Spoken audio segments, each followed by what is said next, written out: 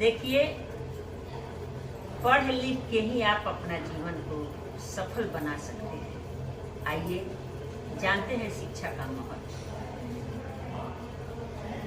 अरे पढ़ लिख बबुआ कलमिए में जान बा, पढ़ लिख बबुआ कलमिए में जान बा।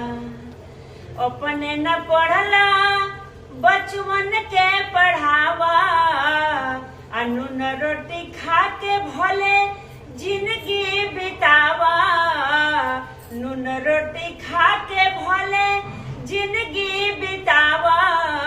अरे पढ़ी लिखी सीखी उहे जग में महान बा, पढ़ी लिखी सीखी उहे जग में महान बा।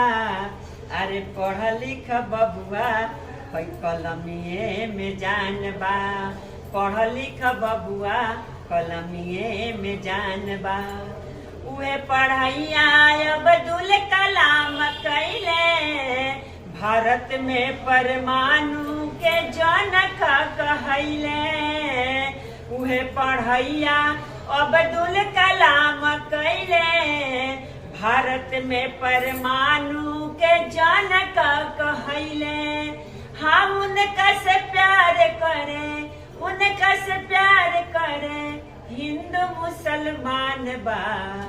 अरे पढ़ लिख बबुआ कलमिए में जान बा, पढ़ लिख बबुआ कलमिए में जान बा। उनका आगे राजनेता झुकी गईले, अब्दुल जी नहीं जातिवादी करैले। उनका आगे राजनेता झुकी गईले, अब्दुल जी नहीं जातिवादी करैले। अरे दुनिया में अब्दुल जी, दुनिया में इनकर नाम तो महान बा।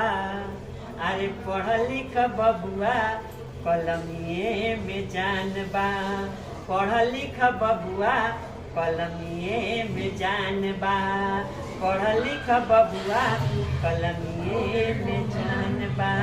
देखिए, शिक्षा चार चांद है, शिक्षा अगर चांद है तो संस्कार चार चांद है। शिक्षा के साथ साथ संस्कार भी बहुत जरूरी है। इस बच्चे के अंदर तो संस्कार बहुत है, पर शिक्षा का कमी है। हम इस बच्चे को पढ़ा रहे हैं और पढ़ाएंगे भी। जय हिंद, जय भारत।